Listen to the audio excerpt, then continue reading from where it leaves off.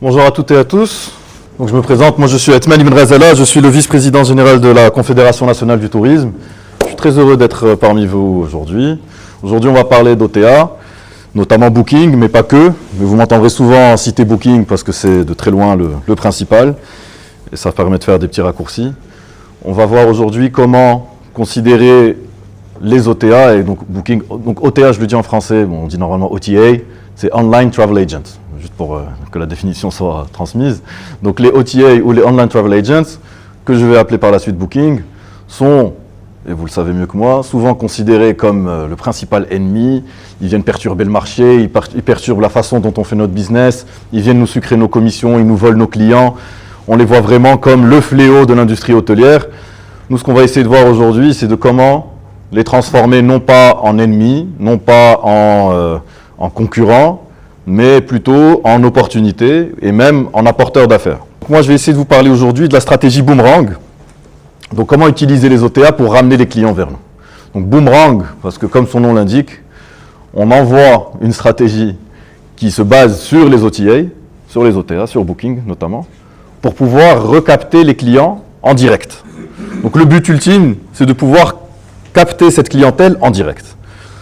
Parce que ça permet un certain nombre d'éléments. Déjà, d'un point de vue non quantitatif, ça permet d'avoir une relation directe avec son client, ça permet de mieux gérer la satisfaction de notre client, ça permet de mieux préparer son arrivée, ça permet de mieux estimer ses besoins, de mieux le comprendre, de mieux le connaître, etc. Mais d'un point de vue quantitatif, bien sûr, ça j'ai peut-être même pas besoin de le préciser, ça permet de vendre une chambre d'hôtel sans commission. Donc c'est tout de suite beaucoup plus de business, 17, 25, même plus. En tant qu'hôtelier, de toute façon, on précise le taux de commission qu'on veut bien céder à Booking, par exemple. C'est ce taux de commission aussi qui nous fait remonter plus ou moins haut dans les résultats de recherche. Donc ça, c'est pour pouvoir être plus visible, pour pouvoir avoir plus de réservations. Mais si on peut avoir plus de réservations et en direct, là, c'est le jackpot. Donc on va commencer par une réalité qui parfois surprend, parfois dérange. 80% de vos clients qui passent par les OTA ont en fait, au préalable, ils ont consulté votre site internet. Donc pour tous ceux qui ont un système de réservation directement sur le site, ça pose un énorme problème, c'est que le client a visité le site sur lequel il y avait un module de réservation, mais il est quand même passé par l'OTA à la fin. Donc il a consulté votre site, il s'est peut-être promené dessus pour pouvoir avoir plus d'informations. D'ailleurs, c'est la raison principale pour laquelle il se rend également sur le site. C'est parce que souvent, la quantité d'informations disponibles sur Booking n'est pas suffisante. Parfois, il n'y a pas autant de photos que sur le site internet. Parfois, il n'y a pas autant d'informations sur les chambres. Donc, pour pouvoir réellement se renseigner, pour pouvoir mieux comparer, le client va se rendre sur votre site. Sur votre site, il y a un bouton réservé. Il y a peut-être un module en page d'accueil, où il peut sélectionner très facilement la date de départ, la date d'arrivée, au contraire, la date d'arrivée, la date de départ, et réserver directement. De plus en plus d'hôteliers au Maroc ont des sites e-commerce qui sont responsive, comme on dit, donc qui sont simples d'utilisation, qui sont fluides, qui sont rapides, où entre la page d'accueil et la page de paiement, on ne dépasse pas les 3 à 4 clics, donc ce qui est l'idéal pour pouvoir convertir un client. Et malgré tout ça, 80% des clients qui sont passés par Booking se sont rendus sur le site, mais sont quand même retournés sur Booking pour terminer la réservation. Donc bon, déjà, il faut essayer de comprendre à quoi c'est dû pour ne pas être frustré par ce phénomène. Les clients, ils cherchent 3 choses qu'on n'arrivera peut-être jamais à faire mieux que Booking. Il faut l'admettre. Ils cherchent la simplicité, ils cherchent la visibilité, et ils cherchent surtout, et c'est ce qui les rassure le plus, et c'est ce qui fait qu'ils passent par Booking, parce que des clients, et notamment internationaux, ils vont consulter votre page ici pour visiter notamment la région de Meknès. Ils vont certainement visiter d'autres villes au Maroc. Ce sont des gens qui ont peut-être l'habitude de beaucoup voyager à travers le monde. Ce sont des dizaines et des dizaines de sites d'hôtels qu'ils peuvent être amenés à consulter.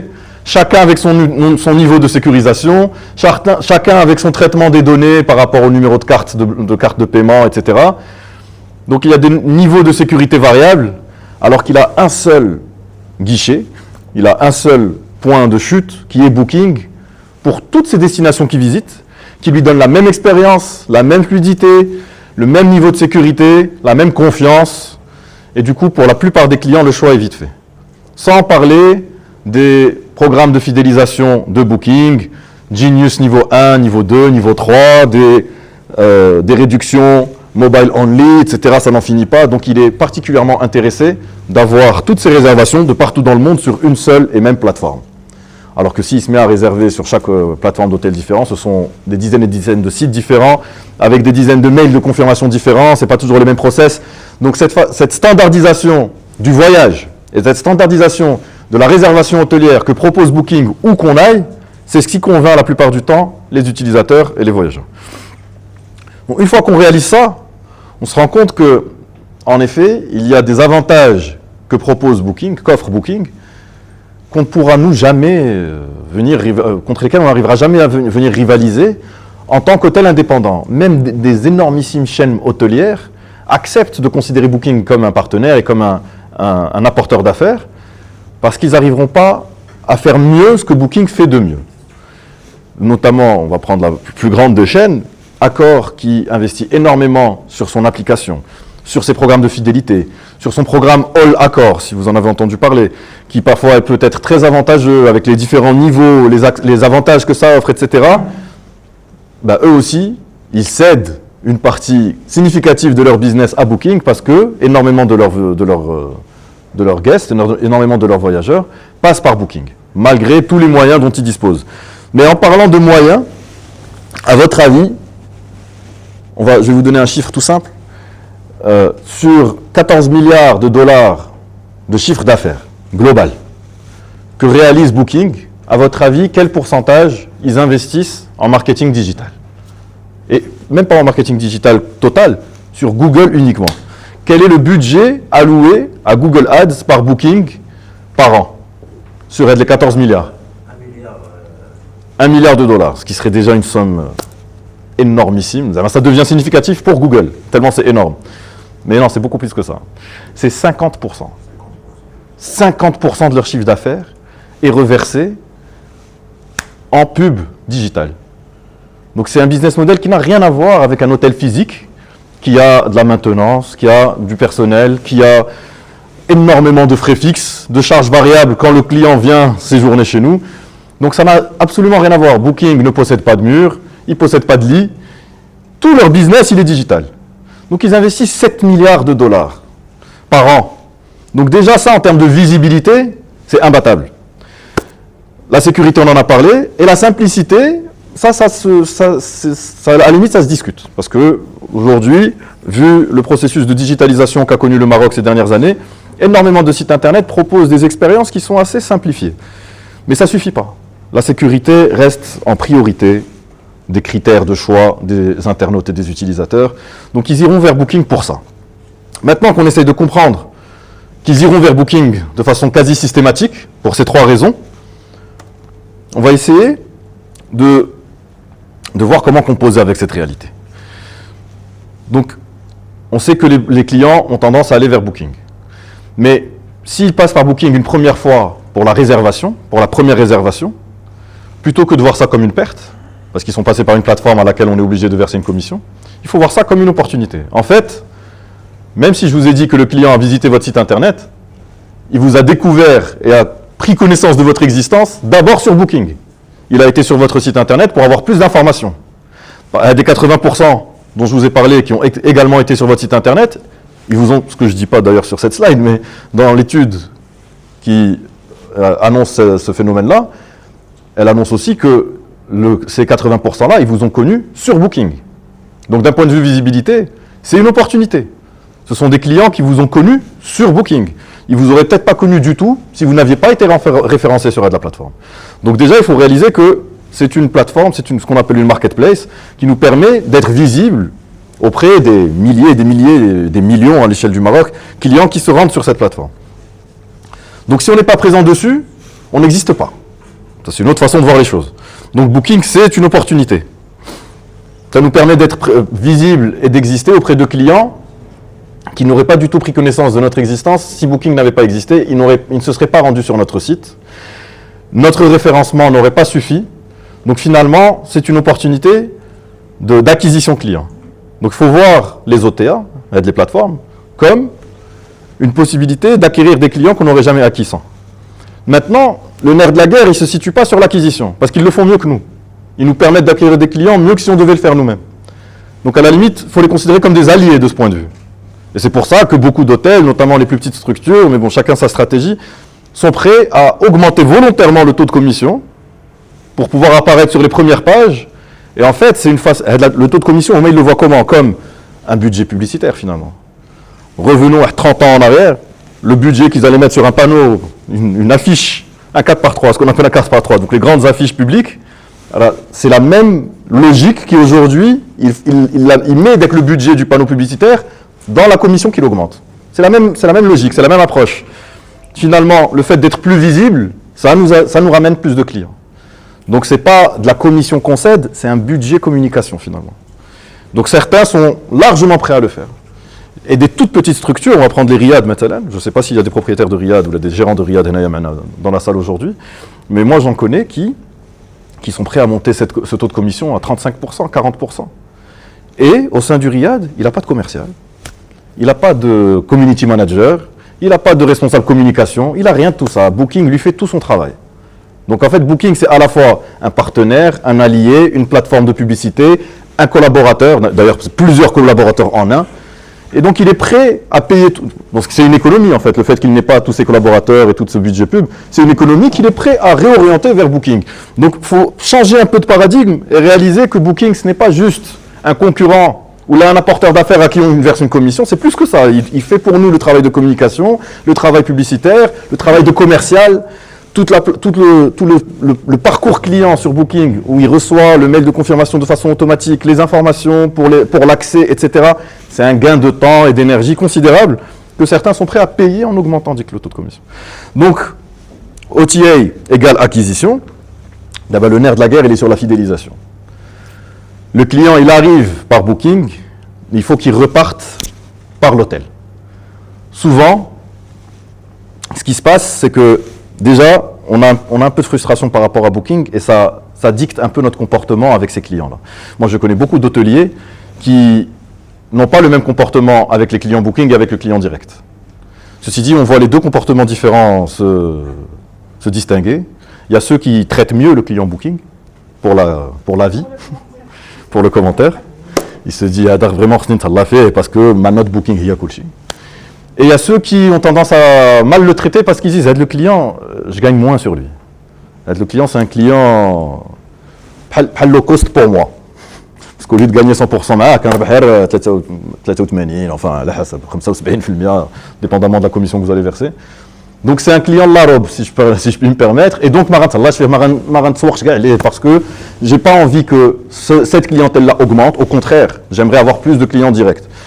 Mais cette affirmation seule ne suffit pas. Parce qu'avoir plus de clients directs, il faut y arriver.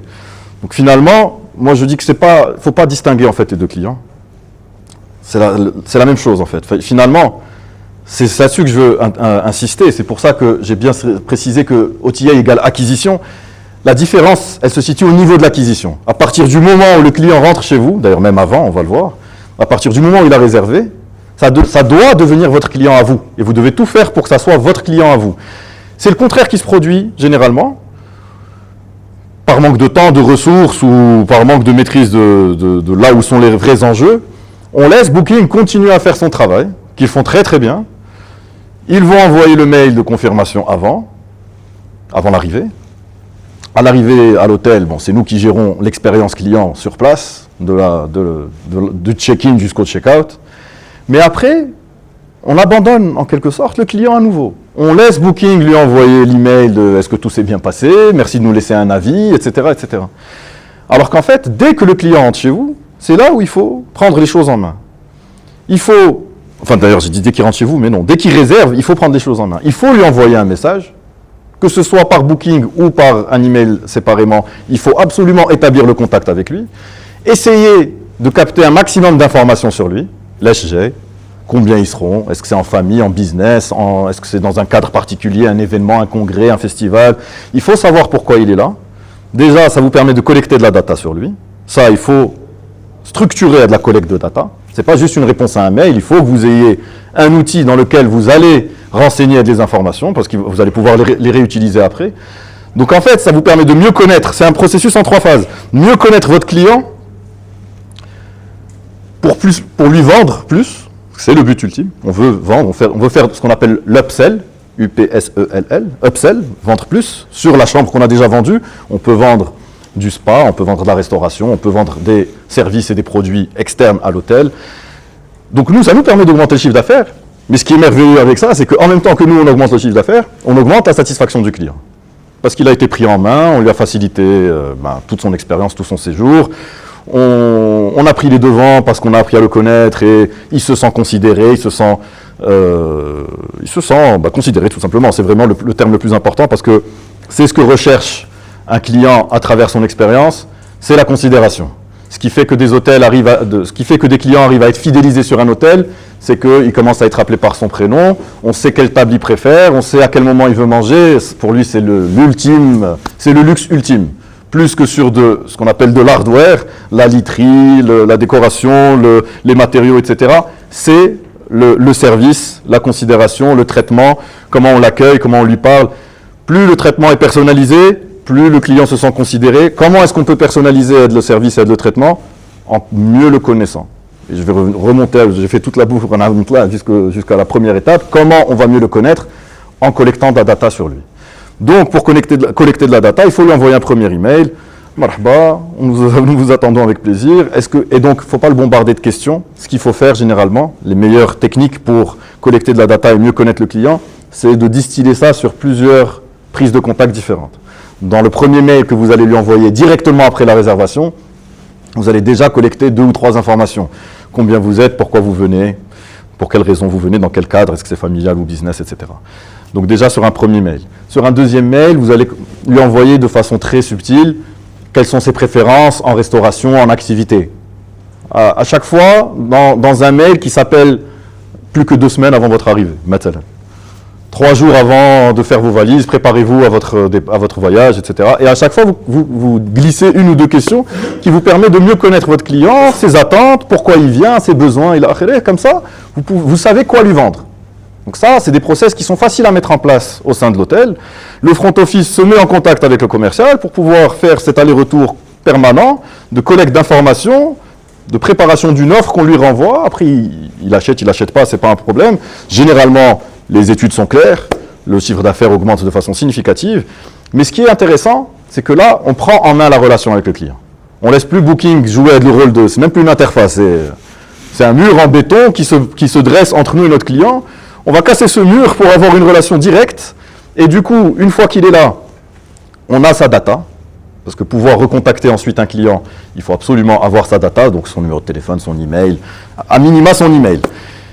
Et on a établi un contact qui, même si vous vous mettez du point de vue du client, s'il a un besoin, s'il veut prolonger son séjour, ça aussi c'est un chiffre qui est alarmant. Le nombre de clients qui sont dans votre hôtel, peut-être Gelsin la chambre, et il rajoute une nuit sur Booking, même sa chambre, au lieu de la réserver directement avec la réception.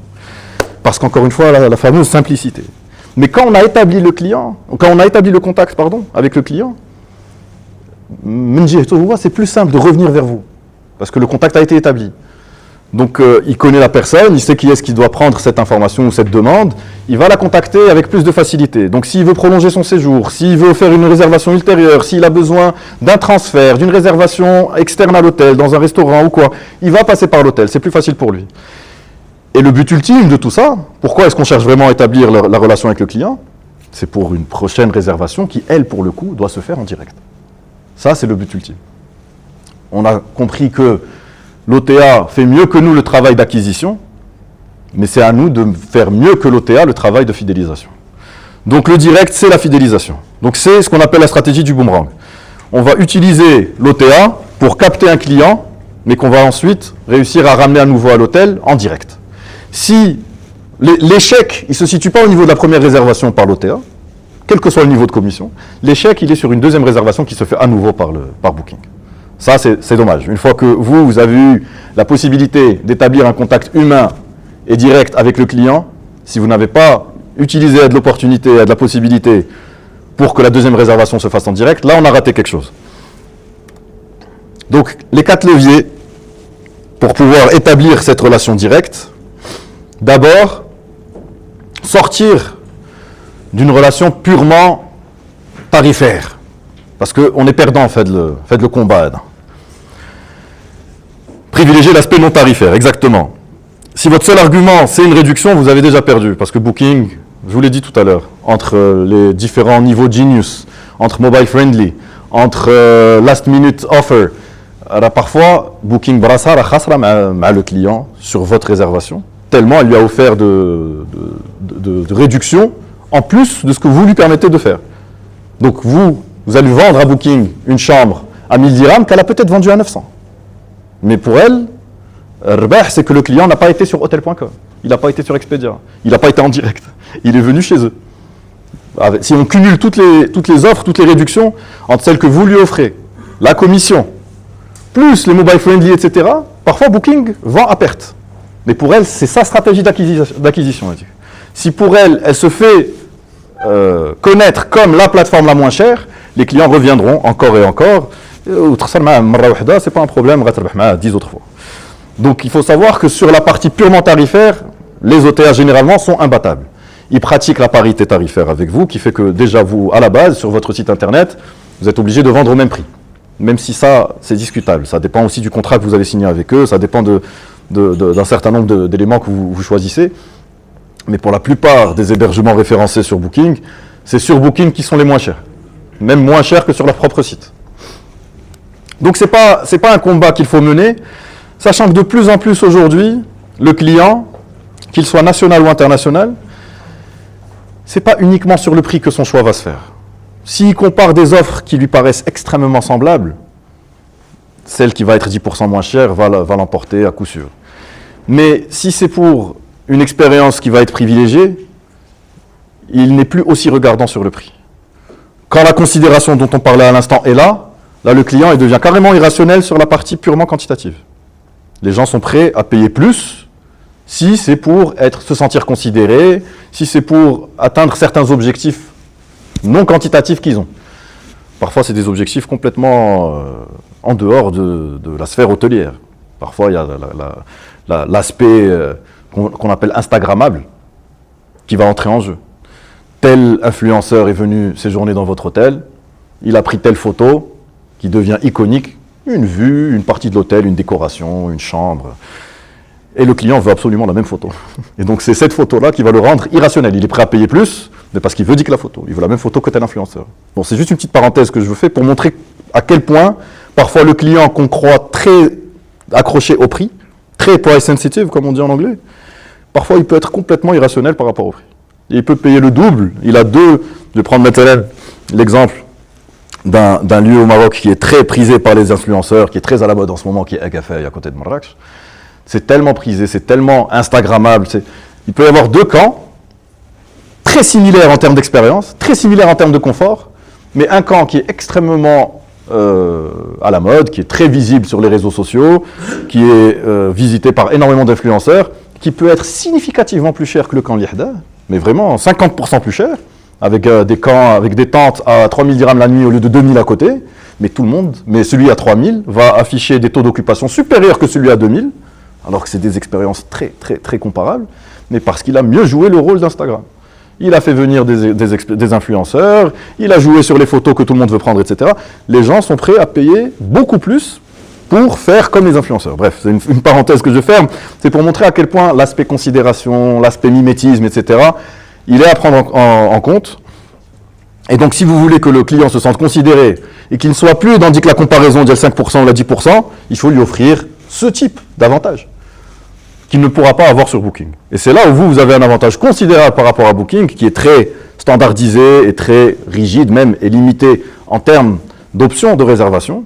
Il propose des petites choses, il demande parfois l'heure d'arrivée, etc. Mais ça se fait après le choix, et c'est pas aussi explicite, c'est pas aussi évident que ce que vous pouvez faire directement avec votre client.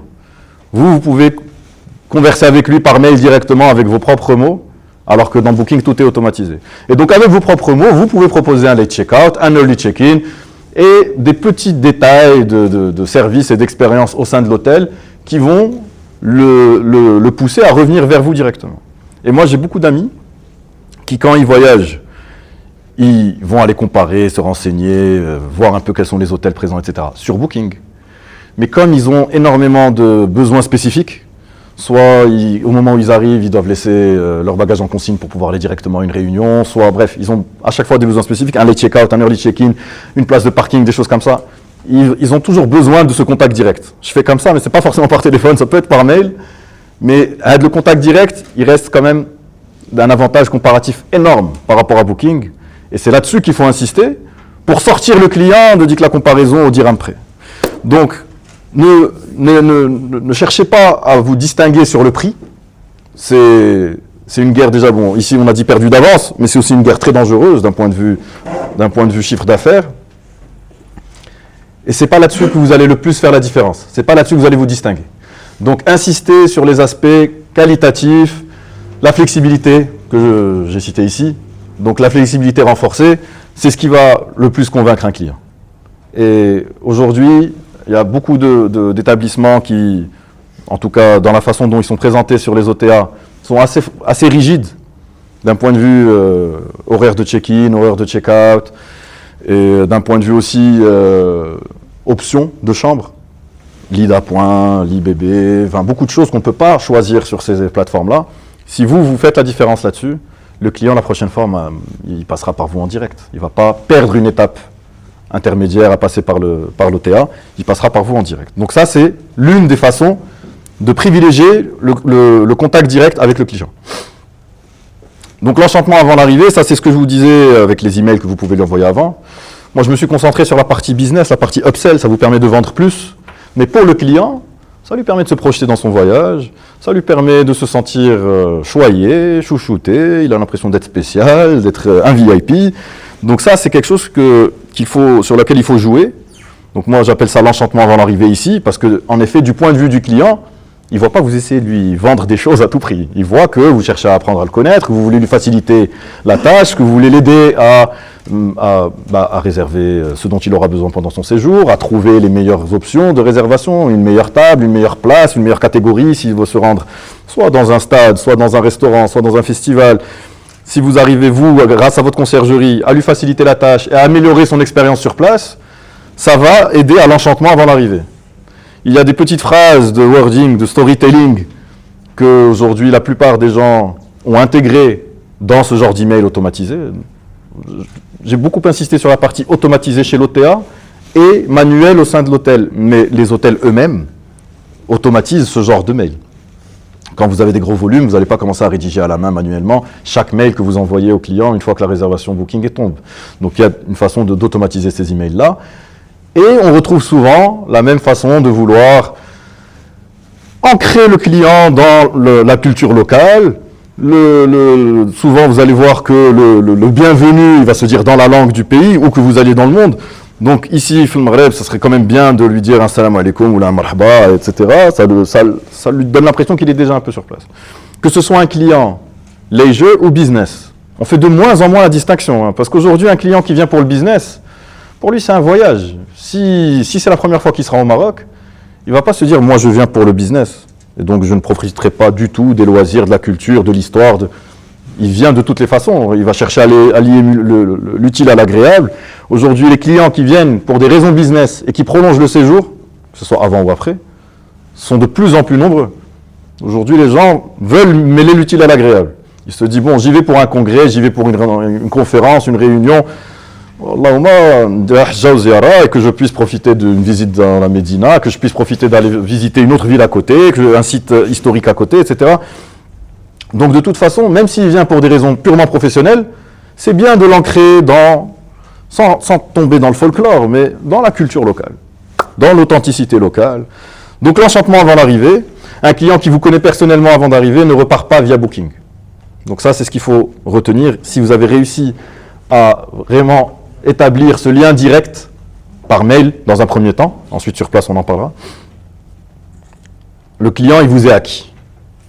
Vous l'avez acquis à travers Booking dans un premier temps, mais vous l'avez récupéré à travers cette fameuse stratégie du boomerang. Donc ça c'est la deuxième possibilité, le deuxième levier qui est à votre disposition, c'est l'émotionnel. la considération, l'émotionnel, jouer sur l'expérience pour qu'il se sente spécial. La capture des données, bon ça c'est d'un point de vue technique, c'est une absolue nécessité. Si le client est reparti de chez vous sans que vous ayez chopé une adresse mail, c'est un échec total. Et ce n'est pas sur place qu'on va lui faire remplir une adresse mail sur un formulaire papier. Il faut profiter de l'OTA elle-même pour récupérer un maximum de données et ensuite, en établissant le contact direct par mail, continuer à collecter de la donnée sur ce client. Donc le pré-check-in online, le Wi-Fi au sein de l'hôtel où il est obligé de rentrer des données pour pouvoir se connecter gratuitement, ça aussi c'est une technique assez efficace. Les QR codes, les suggestions, le service conciergerie, tous ces canaux-là sont des opportunités de collecte de la donnée. Il faut le faire de façon discrète, parce que plus c'est subtil et mieux c'est. Ça, ma cloche, elle le client avec la collecte de données. C'est pour ça que je disais que le formulaire papier, c'est lourd, c'est archaïque, les gens n'aiment pas ça.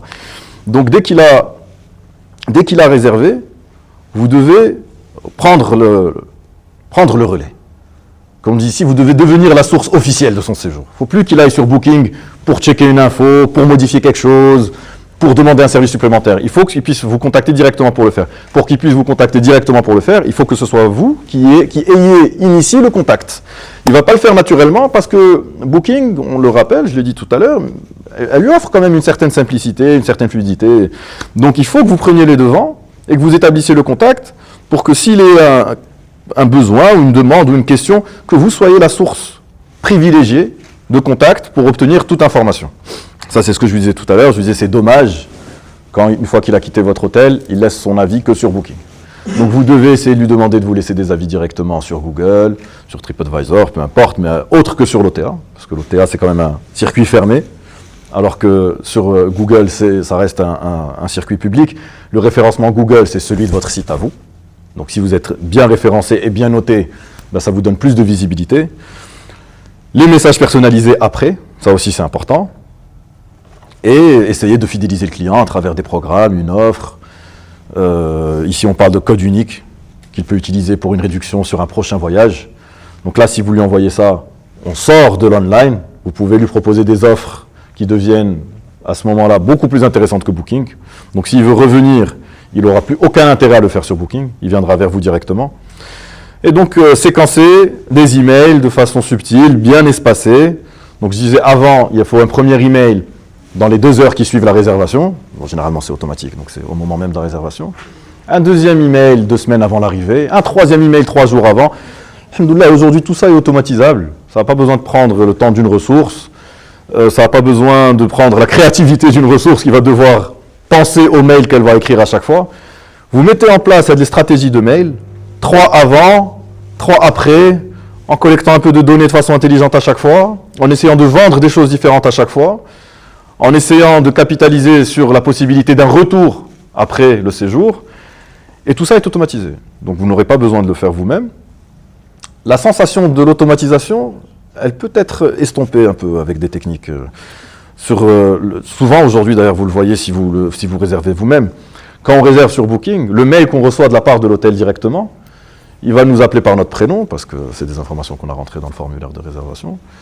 Il va s'adresser à nous vraiment comme si le mail avait été rédigé sur place. Nous sommes heureux de vous accueillir à telle date. Ça aussi, c'est automatisable, vous pouvez le rentrer dans le mail. Nous sommes heureux de vous accueillir à telle date. Nous souhaitons attirer votre attention que l'accès se fait de telle façon. Pensez bien que le check-in se fait à partir de telle heure. On a l'impression que la personne nous parle, qu'elle a rédigé un mail à nous, directement. Donc ça, c'est toujours plus intéressant. Ça crée le contact de façon un peu plus personnalisée, un peu plus humaine, que quand on voit bien que c'est un mail automatique. Donc avec des petits messages, 4 mois plus tard, vous nous manquez, ça crée toujours un peu le rire. Mais ce sont des choses qui sont intéressantes.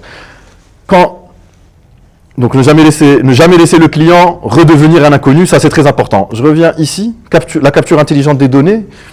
J'ai un client qui m'a parlé d'un élément qui était assez intéressant à apprendre, à constater. Il avait réservé un vol Ryanair sur une autre plateforme. C'était eDreams, je pense. Donc vous savez qu'il y a des plateformes, c'est les OTA de l'aérien, eDreams, GoVoyage, Expedia, Skyscanner et tout. Et donc lui, il avait réservé un vol Ryanair sur eDreams.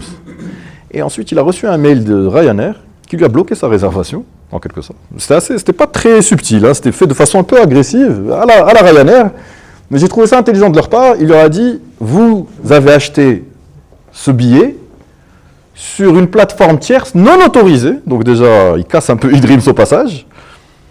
Et c'est légal, hein, il a le droit de faire ça. En effet, eDreams n'est pas autorisé, elle n'a pas de contrat pour vendre du Ryanair. C'est juste du référencement. Et après, c'est par contact. En fait, c'est la plateforme Ryanair qu'ils affichent sur leur site. Donc la réservation, nous, on l'a fait sur eDreams. Mais en fait, il n'y a pas de lien commercial entre eDreams et Ryanair. Donc déjà, il nous le dit. Donc ça casse un peu la confiance envers eDreams. Ça recrée le contact direct. Je ne vous dis pas de faire ça avec Booking, ça serait une catastrophe, vous serez blacklisté de Booking. Mais c'est juste pour vous montrer un peu ce que fait Ryanair. Ryanair a le poids pour faire ça, mais ils disent, vous avez acheté ce billet sur une plateforme tierce qui n'est pas autorisée à le faire, pour valider votre réservation. Voilà, le billet n'est pas encore émis. Donc pour valider votre réservation, vous devez communiquer un certain nombre d'informations. Et après, il l'explique. Moi, j'ai vu le mail, c'était très intéressant. Il dit que nous avons eu plusieurs problèmes liés à des personnes qui réservaient sur ces plateformes tierces. Ces plateformes tierces ne nous communiquent pas l'ensemble des données dont on a besoin, le nom, le prénom, ou bien il y a des fautes d'orthographe, des choses comme ça. Nous avons besoin de faire une vérification. Il demande de se scanner soi-même déjà, pour s'assurer qu'on est un vrai être humain. Donc on se scanne, il te dit tournez la tête à gauche, tournez la tête à droite, souriez, fermez les yeux, etc. pour qu'ils reconnaissent que c'est un être humain. On scanne la pièce d'identité, on rentre l'adresse email, on rentre le numéro de téléphone, il a tout. Adresse mail, numéro de téléphone, la carte d'identité, enfin le passeport en l'occurrence. Je ne dis pas que c'est une bonne technique, c'est très agressif. Quand on veut voyager dans une destination, le billet d'avion, il n'y a pas autant de choix que pour des hôtels. Il y a souvent 2-3 compagnies possibles, ce n'est pas les mêmes horaires. Donc souvent, quand on a réservé Ryanair, c'est parce que l'horaire nous arrangeait. Et souvent, pour Ryanair en plus, c'est que le prix était imbattable. Donc de toute façon, on va passer par Ryanair. C'est pour ça qu'ils se permettent des techniques qui, à mon sens, ne sont pas très commerciales. C'est très, très agressif de le faire comme ça. En plus, ça demande du temps, il faut avoir un téléphone, il faut se poser, il faut faire de la démarche qui nous impose. Je ne recommande pas du tout ça pour l'hôtellerie, mais ça montre à quel point Ryanair est prêt à aller loin pour récupérer, d'une part, la donnée, ils veulent récupérer la donnée directement, et ils veulent récupérer la relation. Je te dis, elle a dit que la plateforme, c'est une plateforme, il est presque prêt à te dire c'est une plateforme clandestine, presque 12 000. Viens réserver directement sur mon application. Donc c'est intéressant de voir à quel point c'est important pour eux. Un mastodonte comme Ryanair, qui est champion de la relation client, du marketing, des techniques de vente, etc., comment il affiche des prix très bas pour ensuite vendre tout un tas d'autres services, etc. C'est vraiment des champions en la matière. Voir à quel point, pour cet acteur-là, récupérer la relation client et récupérer la donnée, quand on voit à quel point c'est important, ça nous rappelle à quel point ça devrait être encore plus important pour nous. Donc le boomerang revient toujours vers celui qui sait le lancer. Et les études sont formelles. C'est ça qui est intéressant de voir. C'est que sur des études qui ont été menées sur plusieurs typologies d'hébergement, avec plusieurs types que ce soit de catégories, donc d'étoiles, ou de taille, le résultat est toujours le même. Ceux qui suivent ces techniques voient augmenter leur réservation en direct de 32% en moyenne, c'est ce que montait l'étude. Une très très grosse étude qui a été réalisée par Skift, et donc qui est formelle, c'est sur des milliers et des milliers d'hôtels. Je vous invite d'ailleurs à checker ce genre de plateforme, Skift, Expedia, ils font des études qui sont très intéressantes. Aujourd'hui, ça change tellement vite qu'on a du mal à suivre. Si on lit à des petites études, généralement ils font des condensés, c'est des petits PDF qui sont postés sur leur site internet, qui sont rapides à lire. S'ils sont en anglais, vous pouvez les traduire facilement si vous ne parlez pas anglais sur des chats GPT, etc. Ils vont vous les traduire très rapidement. Et ça vous permet de voir un peu les tendances. La plupart du temps, c'est très bateau. La plupart du temps, quand c'est fait par Expedia ou la Get Your Guide, c'est des études, mais en fait, leur service. Donc, c'est des choses, on voit que c'est biaisé. En gros, c'est une étude pour dire passez par Get Your Guide, passez par Get Your Guide. Get Your Guide, c'est l'avenir. Bon, malheureusement, c'est une technique commerciale liée à Home. Mais, de temps en temps, c'est pour ça que c'est intéressant de dire ça régulièrement, de temps en temps, il y a des informations auxquelles on ne s'attendait pas. Le but de lire tout un rapport, bon, même si c'est pas très long, hein, c'est 5-6 pages, c'est de tomber sur l'information, on se dit « Ah tiens, maintenant il y a de plus en plus de clients qui font ça. Ah tiens, les Européens, les canaux qui réservaient au moins à l'époque, aujourd'hui, depuis le Covid, ils sont de plus en plus sur du last minute. Avec d'énormes études qui font en ligne sur des milliers et des milliers de voyageurs, donc c'est fiable. C'est vraiment des vraies tendances qui commencent à se distinguer suite à ces études. Et on arrive à voir que le client il est plus last minute, que le client il réserve plus online ou pas, qui finalement, alors qu'on a des idées reçues. On sait que maintenant le client il va sur Booking. Moi j'aurais jamais cru avant de le lire sur l'étude que 80% des clients consultaient le site de l'hôtel. Personnellement je le fais pas. Donc j'imaginais pas que beaucoup de gens, mais en fait c'est pas beaucoup, c'est presque tous. 80% le font. Ils vont sur le site de l'hôtel. Donc, et nous-mêmes quand on est hôtelier, on a notre vision de notre business, qui n'est pas du tout celle d'un client particulier, dont ce n'est pas le métier. Donc c'est intéressant de voir un peu comment les tendances évoluent. Moi, je vous invite à checker ça de temps en temps. Et donc, pour revenir à ce chiffre qui est vraiment merveilleux, c'est que en suivant ces 4 leviers, c'est 32% en moyenne. 32% de taux de retour.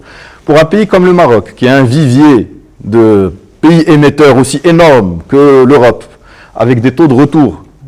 Souvent, quand on parle de tourisme au Maroc, on dit qu'on est très mauvais sur les taux de retour. Moi, je ne suis pas du tout d'accord avec ce point. Déjà, on estime le taux de retour à 6%. Ça n'a aucun sens. Je ne vais pas m'étaler sur la question, ce n'est pas le but, mais ça n'a aucun sens. Je vais vous le dire rien qu'en un mot. Hanaf al-Maghreb, on est connu pour avoir au moins 50% de nos touristes totaux qui sont les MRE. Les MRE, c'est les mêmes. C'est les mêmes qui reviennent chaque année. Admettons que vous m'avez trop cher. Donc, déjà, on devrait avoir un taux de retour proche de 50%. Je ne sais pas d'où ils sortent de 6%. Il devrait être supérieur à 50%. Mais peu importe, ce n'est pas le sujet.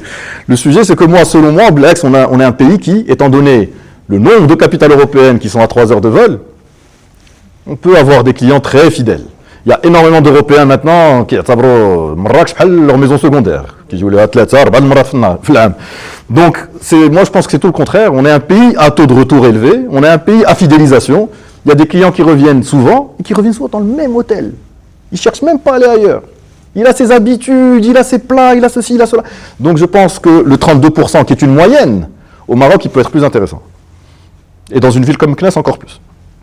Parce qu'il y a un taux de retour qui fait que le client, il est beaucoup plus probable qu'il revienne que pour d'autres destinations où le client, il va venir une fois, il ne reviendra pas parce qu'il vient de loin, parce qu'il y a beaucoup d'autres possibilités autour. Donc, 32%, c'est une moyenne. Moi, je pense qu'ici, en appliquant ces techniques, on peut être à plus de 32% ou d'augmentation de réservation en direct. Je ne sais pas si je l'ai dit. Les 32%, c'est d'augmentation de réservation directe. Donc, c'est significatif. Donc, 32% fois le taux de commission économisé, plus tout ce qui n'est pas quantitatif, donc le taux de satisfaction qui augmente, etc. C'est un cercle vertueux dans lequel on rentre. On continue de considérer les OTA comme des canaux d'acquisition intéressants, voilà les secondes réservations, les retours, doivent se faire en direct. Donc si on est sur 32% de réservations en direct constatées suite à l'application de ces 4 leviers, c'est une opportunité business non négligeable. Donc moi, je vous insiste à mettre ça en place, à tester et à voir un peu les résultats sur l'année 2026. Normalement, vous devrez en être satisfait. Et je vous écoute. Si vous avez des questions, si vous voulez qu'on parle, qu'on discute de ce sujet, d'autres sujets, marhaba. Oui. J'ai une question. C'est comment gérer les commentaires négatifs? Parce que généralement, il y a plusieurs clients qui ne sont pas contents. Et malgré qu'il y a beaucoup de choses dans leur expérience étant très parfait, mais il y a une ou un point noir qui a bouleversé son expérience. Comment garder la bonne réputation, la bonne image de l'établissement? Alors, ce qu'il faut déjà, c'est essayer de structurer le traitement des réclamations en général, même au sein de l'hôtel, et également des commentaires. C'est-à-dire qu'il faut avoir une réaction qui est déjà prévue. On n'a pas besoin de créer une cellule de crise. On sait déjà comment on va réagir. On sait déjà comment on va traiter, quel circuit ça doit faire, est-ce que ça doit est-ce que ça va entraîner des modifications au sein de l'hôtel, quel service on contacte en fonction du sujet de la réclamation, etc. Tout ça, ça doit être structuré. Mais maintenant, comment réagir directement aux mauvais commentaires? Déjà, il faut y répondre. Ça, c'est une absolue nécessité. C'est catastrophique de voir un commentaire négatif sans réponse. C'est-à-dire qu'on va rester au commentaire négatif ou salam.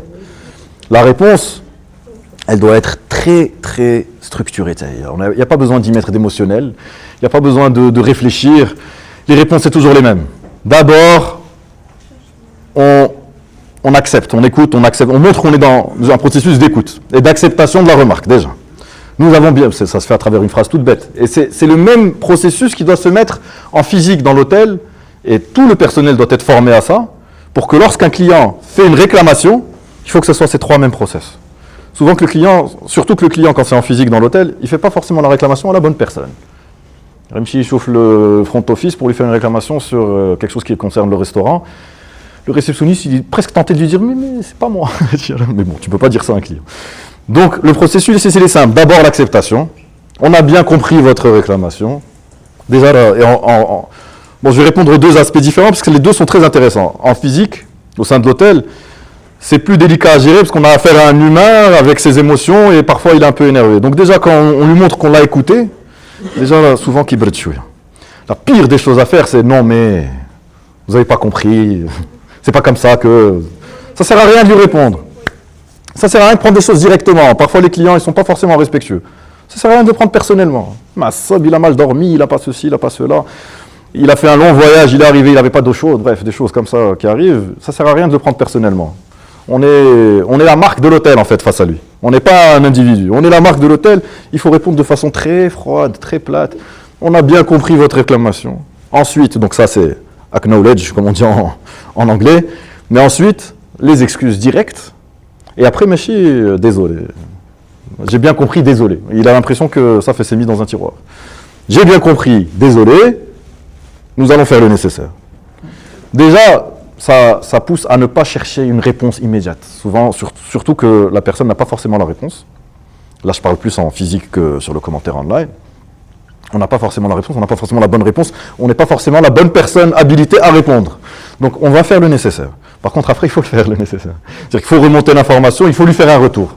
Et là, ça y est, c'est bingo. Et en fait, ce qui se passe, et c'est pareil même dans la vie, parfois quand il y a un problème qui se produit, c'est une opportunité qui se crée. Le niveau de satisfaction du client, il est à 66,7. 2 tiers. Il a un problème. Bah, il tombe à 1 tiers. Dépendamment de la façon dont vous traitez ce problème, soit il va rester à 1 tiers, très insatisfait, vous avez mal géré ça, soit vous avez rejeté la faute sur lui, ça peut tomber à moins, mais on ne va pas prendre ce cas-là, soit vous gérez tellement bien ce problème que vous redépassez, vous montez au-dessus des 2 tiers, vous lui montrez que vous êtes tellement bon dans la gestion de la réclamation qu'il est très satisfait. Il est plus satisfait qu'avant qu'il y ait eu le problème. Donc c'est un peu les montagnes russes, ça va pas 1 tiers, mais après il remonte à 75%, 80%, peut-être plus. Ce qu'il faut éviter de faire, c'est commencer à offrir des gratuités, des nuits en plus, un dîner, un spa, sachant qu'il y a des professionnels là-dessus. Ils vont venir se plaindre que pour avoir des gratuités. Donc il faut les éviter. Il ne faut pas créer ce rapport. Même au sein de l'hôtel, il ne faut pas créer cette culture de la gratuité pour… Si vous me permettez l'expression, c'est pas la kala lakhnouna. Il ne faut pas commencer à offrir quelque chose pour gommer un manquement. Le manquement, il faut essayer de le corriger. C'est là où je dis qu'il faut vraiment faire un retour. C'est-à-dire qu'après, il faut mettre en place un système où, quelle que soit la personne qui collecte une réclamation, elle doit le remonter à son middle manager. Si c'est le middle manager lui-même, il faut qu'il en parle la réunion, le morning meeting le lendemain matin, surtout si ça commence à être des réclamations récurrentes. Donc, le fait de remonter au middle manager, ça permet de demander au middle manager de noter cette réclamation. Enfin, je fais comme ça, mais c'est souvent comme ça, et c'est aujourd'hui souvent comme ça. Il faut qu'il ait un logiciel ou un outil dans lequel il va noter la réclamation pour que ça soit référencé. Comme ça, il y a des types de réclamations, on va voir que c'est récurrent. Là, on va voir qu'il y a un vrai problème. Une réclamation qui est complètement indépendante, bon, les problèmes qui opposent, ça devient une exception, on ne va pas s'attarder dessus, on ne va pas débloquer un budget, on ne va pas faire des réunions pour ça. Mais si c'est un problème récurrent, là, il faut s'en occuper. Et d'ailleurs, souvent, quand on fait des score reviews, quand on regarde tous les commentaires, les notations, etc. d'un hôtel, on voit qu'il y a des problèmes récurrents. Dans n'importe quel hôtel, vous allez voir qu'il y a un gros problème avec la restauration. Il y a un problème de délai de service au niveau du restaurant. Les gens attendent beaucoup. On va voir qu'il y a un énorme problème au niveau du check-in. Tout se passe bien, ou alors qu'il me dit que la porte d'entrée, à chaque fois, se passe mal. Ça, c'est catastrophique parce que quand le check-in se passe mal, les gens, ce n'est pas des robots. On n'analyse pas chaque chose de façon indépendante, de façon rationnelle. Si la première chose se passe mal, tout ce qui vient après, on est mal luné pour bien l'apprécier, pour bien l'analyser. Donc quand le check-in se passe mal, généralement quand on rentre dans la chambre, le moindre petit truc qui ne va pas, on le remarque. Et ça nous énerve. Quand le check-in s'est très bien passé, c'est ce qu'on appelle les biais cognitifs. D'abord, l'humain, il est tellement impacté par tout ce qui l'entoure que si le premier truc se passe bien, physiquement, là, il y a des défauts qu'il ne voit pas. Si ça s'est mal passé, il va voir tel papier pas mkchar et telle prise chouïa kharja et le lit qui n'est pas bien fait. Donc, un bon check-in, c'est absolument essentiel. Si vous voyez dans le traitement de vos réclamations qu'il y a beaucoup de plaintes concernant le check-in, il faut absolument s'en occuper. Donc, bon.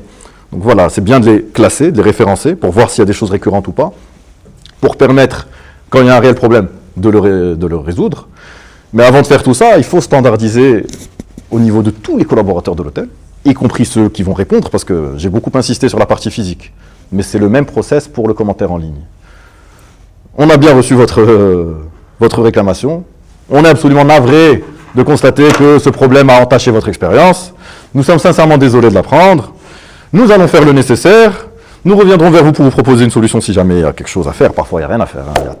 Il a mal dormi, donc ce qui est fait est fait. Mais si jamais il y a quelque chose qu'on peut apporter, un remboursement parce qu'il a payé quelque chose qu'il n'a pas eu, je ne sais pas. S'il y a quelque chose à faire, donc il faut lui dire qu'on viendra vers vous avec une solution. Et nous espérons que ceci ne vous empêchera pas de revenir chez nous. Donc il y a des 4 étapes. Mais il faut que ça soit standardisé. Il ne faut pas commencer à se creuser la tête à chaque réclamation. Il faut qu'à chaque fois, ça soit les mêmes process. On reconnaît, on écoute, on reconnaît, on s'excuse, on dit qu'on va revenir avec une solution. Et pour le cas du commentaire, on espère que la personne reviendra. Mais et le truc que je rajouterais, ne pas avoir le recours à la gratuité trop facile. Ce n'est pas du tout une bonne idée, ça. Le problème, quelquefois, c'est que vous sentez que la personne, ou bien il a changé d'avis, ou bien il cherche quelque chose pour, effectivement, par exemple, nous, on a une expérience avec des gens qui sont venus un peu tôt, et certainement, ils ont leur planification, voulaient changer leur planification, donc ils voulaient partir, ils vont chercher des petites excuses, et ça, tu le sens vraiment, et puis ils vont, oui, dans ce cas, est-ce que vous devrez leur donner raison ou pas? Surtout pas. Surtout pas. Il ne faut pas céder au chantage. C'est très dangereux. Oui. C'est très dangereux. Il ne faut pas céder au chantage. Parce qu'aujourd'hui, beaucoup de clients savent à quel point le commentaire, c'est devenu quelque chose de très important. Et ils se mettent à menacer presque. Attendez à dire, ou là, on va un mauvais commentaire. Et parfois, réduis-moi le tarif, offre-moi un soin, offre-moi un dîner, sinon je... Il y en a qui le font comme ça, réellement, dans la menace. La réponse, ça devrait être... de façon peut-être dit différemment, mais globalement, la réponse, ça doit être cette là. Vraiment, non, vraiment, parce que c'est très dangereux. Il ne faut pas céder à ce chantage. Vous vous rendrez compte que beaucoup de gens qui ont fait cette menace ne l'exécuteront pas. Donc, il ne faut pas y céder. Et ça crée des précédents. Moi, je connais des hôtels qui ont commencé à être connus pour ça. Tellement les commentaires disaient que... Enfin, laissaient comprendre que c'était un hôtel qui donnait beaucoup de gratuité, parce que les gens étaient très insatisfaits. Il y avait des manquements. Dans le commentaire, ils se plaignaient que dès qu'ils se sont plaints, ils n'ont pas été considérés, on n'a pas écouté leurs problèmes, on ne l'a pas résolu, on leur a juste offert un dîner.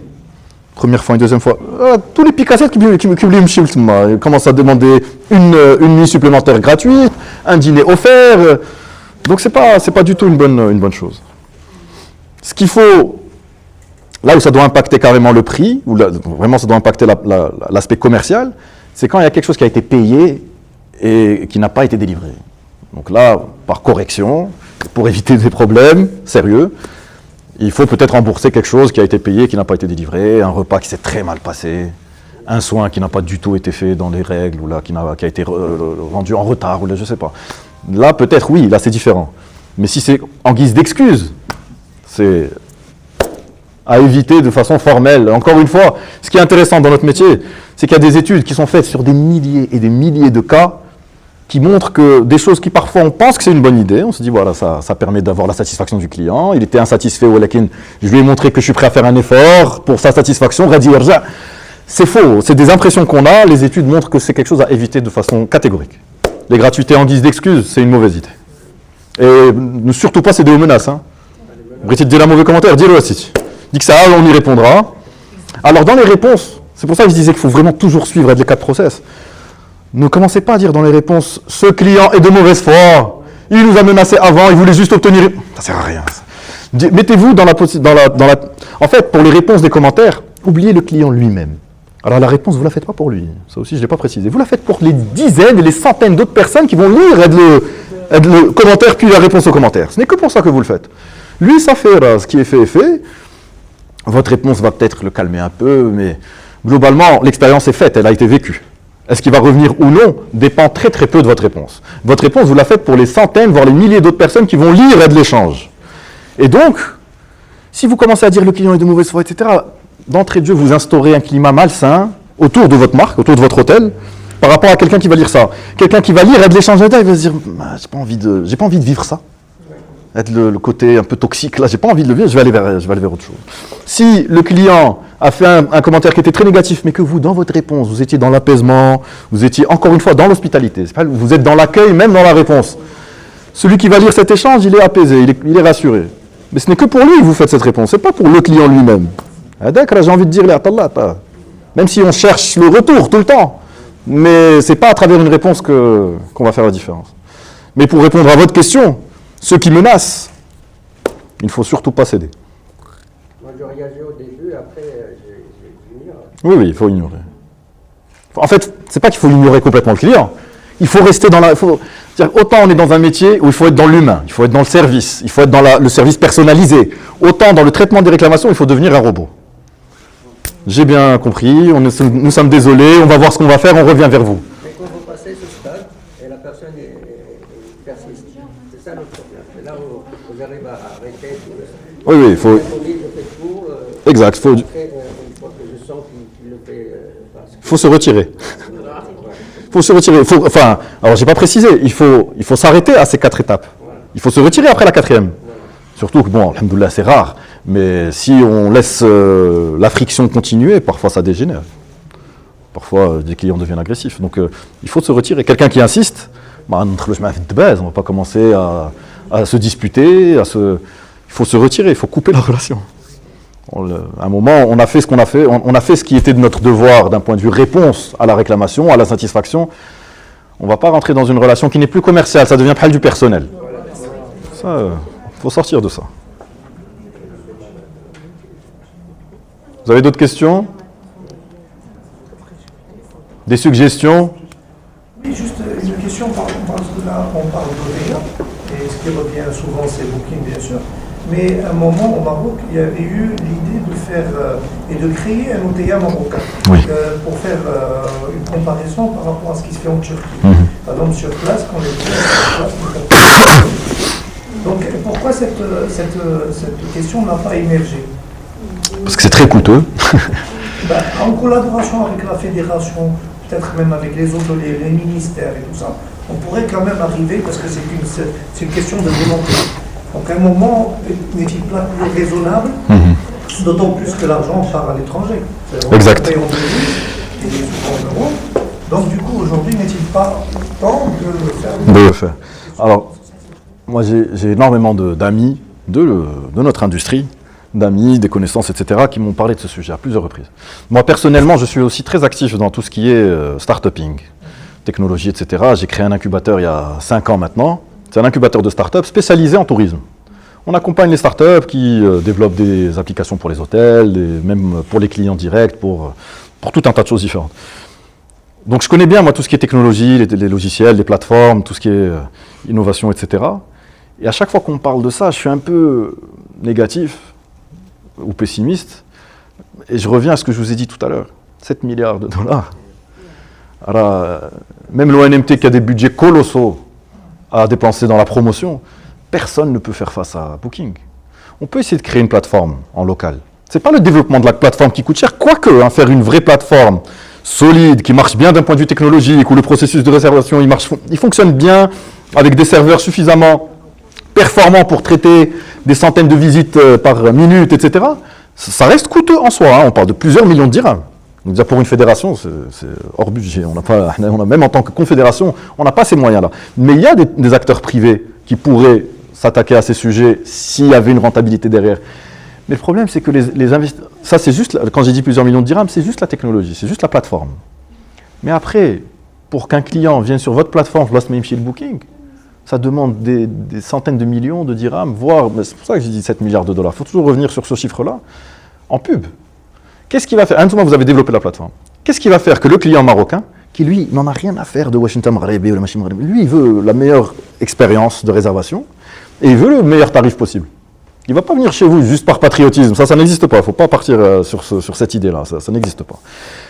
À la limite, si c'est très comparable, il va se dire, bon, je vais aller vers le Made in Morocco, si c'est presque pareil. Mais sinon, il va rester rationnel. Donc, je reviens à la question, qu'est-ce qui va faire que le client va aller sur votre plateforme plutôt que Booking?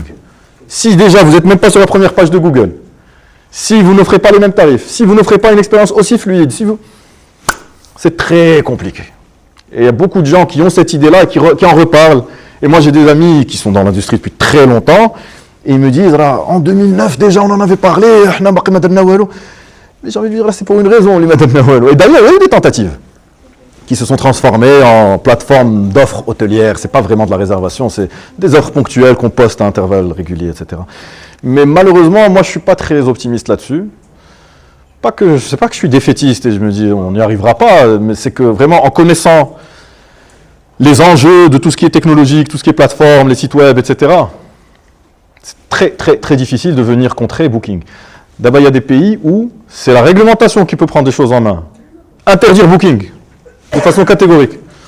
Interdire la réservation depuis une adresse IP marocaine, mais ça ne fait pas que la plateforme marocaine va remonter dans les référencements Google. Mais bon, admettons qu'on force les utilisateurs à aller sur Booking pour réserver, aller sur la plateforme marocaine, pardon. On les force à aller sur la plateforme marocaine pour réserver, parce qu'ils ne pourront plus aller sur Booking. Là, peut-être que cette plateforme pourrait fonctionner. Mais encore une fois, pour que ce soit une plateforme bien développée, bien design, fluide, simple d'utilisation, etc., c'est pas aussi simple qu'on le croit. Comme on a l'habitude d'utiliser des très très gros sites internet, on passe notre temps sur quoi? Booking, Facebook, Instagram. On a l'habitude d'avoir les mêmes boutons aux mêmes endroits, on s'en rend pas compte, mais les menus d'image, c'est toujours la même façon de s'inscrire, c'est les mêmes champs pour renseigner le nom, l'adresse mail, etc. On est habitué à une expérience internet fluide. Mais toutes ces plateformes-là, c'est des géants d'internet. Pour créer une plateforme qui ressemble à ça, et qui est aussi simple d'utilisation, aussi fluide, aussi rapide, etc., c'est très compliqué. On voit beaucoup d'applications marocaines, mais en fait, c'est pas design, c'est vraiment d'excherdim, ça marche pas parfois ça plante, parfois ça... C'est vraiment pas évident de faire un outil qui fonctionne bien. Donc moi, je suis pas très optimiste par rapport à cette question. En effet, il serait temps, on aimerait bien, mais c'est compliqué. Par contre, là où ce qui est vraiment catégorique, c'est la réglementation. Empêcher un client de réserver sur Booking quand il est marocain et qu'il veut réserver au Maroc, au-delà de parler d'une plateforme concurrente l'Itkounhiya marocaine, s'il n'a pas le choix, là, il va aller directement vers l'hôtel. Il peut aller sur Booking pour checker et appeler l'hôtel pour réserver. Ça serait l'idéal pour les hôtels d'ailleurs. C'est ce qu'on recherche, ça ferait moins de fuites de devises, moins de commissions à payer, etc. Même le client, peut-être qu'il paierait moins cher sur Booking du coup, parce que la réservation se fait offline, et qu'il n'a pas le choix. Donc Booking ne peut plus commencer à fliquer ce genre de comportement. Il a réservé, il a annulé la réservation pour passer en direct. Là, il n'y a pas eu de réservation. La réservation se fait en direct. Il peut avoir un meilleur tarif, tout le monde serait gagnant. Mais il faut que la justice s'occupe de ce sujet. Mais c'est la justice. Parce que parfois, les gens disent, oui, pourquoi le ministère? C'est pas le ministère. Il faut que quelqu'un porte plainte et qu'un tribunal rende une décision de justice. C'est ce qui s'est passé, Turquie. C'était une action en justice. C'est pas le ministère du tourisme turc qui a fait ça. Donc il faudrait que quelqu'un traîne Booking en justice. Le problème, et pourquoi quand on parle à l'ONMT, ils n'ont pas envie de s'attaquer à ces gens-là? Parce que c'est des apporteurs d'affaires considérables pour le Maghreb, d'un point de vue clients internationaux. Vous voyez, mes commissions que je me fais avec les nationaux. Sinon, moi, je commence à moins bien te référencer à l'échelle monde. Donc ils arrivent à faire pression comme ça. Mais en attendant, on a les 4 leviers pour augmenter les réservations en direct. Vous avez d'autres questions? Oui. Par rapport à la commission Booking au Maroc, normalement elle est un peu plus élevée par rapport à l'Europe. Est-ce que par exemple l'ONMT ou le ministère du Tourisme ne pourra pas négocier un petit peu à la baisse la commission pour essayer de résoudre un petit peu le problème? D'abord, le problème, c'est que la commission, elle est liée au référencement, à la visibilité. Moins vous payez de commission à Booking, moins vous êtes visible. Non, parce que déjà la commission de base. La commission de base, elle est à combien maintenant? Elle est à 17%. 17%. C'est la même chose en Europe. En Europe, c'est 15%. Et après, D'accord, pour les 15. grands groupes, c'est 11%. D'accord. Bah écoutez, encore une fois, on est sur des logiques de négociation. On parle de l'ONMT pour négocier face à Booking. L'ONMT a son poids quand même. Mais l'ONMT pèse pas du tout autant qu'un Accor. Pour Booking, Accor est important aussi. Booking veut que Accor soit référencé sur Booking. Donc c'est pour ou Accor, ou là, les Marriott, ou là, bref, toutes les grosses chaînes hôtelières. Il y a un rapport d'égal à égal, très bien. L'ONMT, c'est pas son objectif déjà, il faut savoir. C'est pas son but. L'ONMT n'est pas censé négocier ce genre de choses. L'ONMT, à la limite, ce qu'elle voudrait, c'est que le Maroc soit encore plus visible sur Booking. C'est la promotion. Donc à la limite, on pourrait parler du ministère. Ouais, voilà, là, je vous dis, vu qu'on a déjà parlé de ces sujets, on ne sait pas trop de qui c'est la responsabilité. Personne n'a envie de fâcher Booking. Alors, il y a des hôtels qui ont été blacklistés, qui ont galéré pendant des années avant de pouvoir être référencés à nouveau. Certains n'ont jamais réussi à être référencés à nouveau. Donc personne ne veut se mettre Booking à dos. Si c'est pour 2%, donc... Et par rapport à ces nouvelles plateformes comme Hôtel Intelligence, est-ce que... Alors aujourd'hui, et d'ailleurs, je pense que l'expert qui va prendre la parole par la suite va vous donner un aperçu de ce que je m'apprête à dire là tout de suite, c'est qu'aujourd'hui, il n'y a pas besoin de faire de choix. Vous n'allez pas être référencé soit sur Booking, soit sur Hotel.com, soit sur les autres plateformes, soit sur les plateformes complètement liées à de l'intelligence artificielle, etc. Il faut être absolument partout. Et il y a des outils qui sont des guichets uniques qui ensuite vous permettent d'être référencé partout.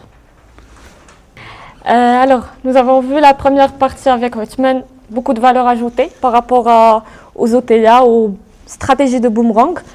Donc là, on va parler du billboard qui est un peu similaire et par la suite, nous allons aborder aussi les technicités, donc tout ce qui est configuration technique à faire sur vos systèmes de gestion en interne pour qu'on puisse maximiser la stratégie du boomerang ou le billboard effect.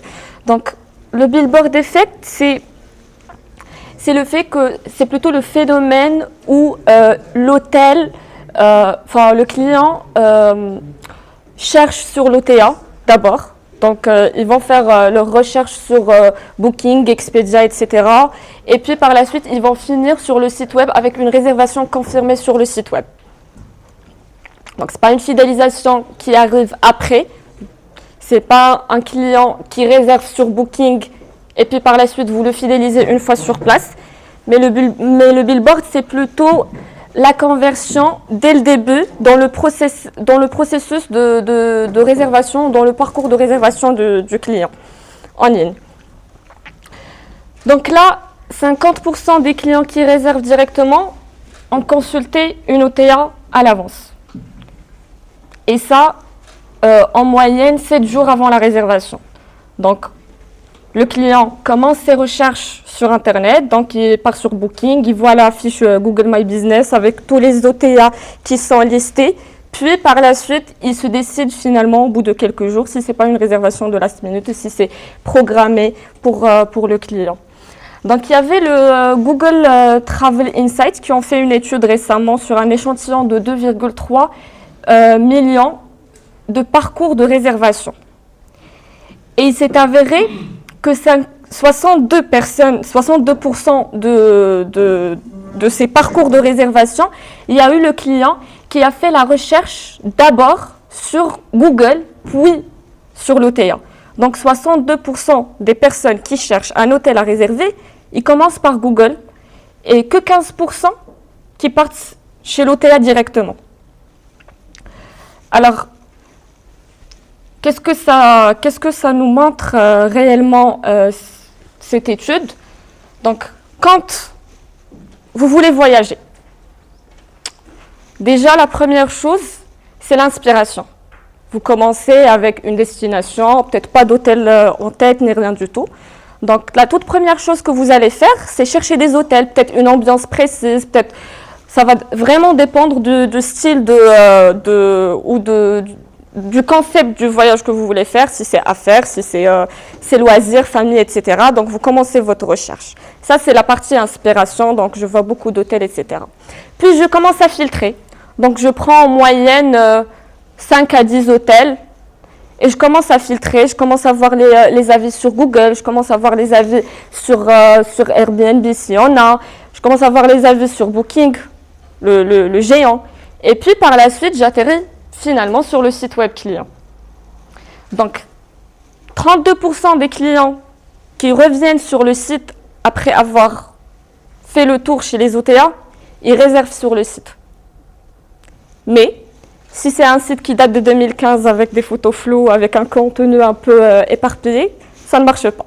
C'est 100% du billboard effect qui est perdu, directement.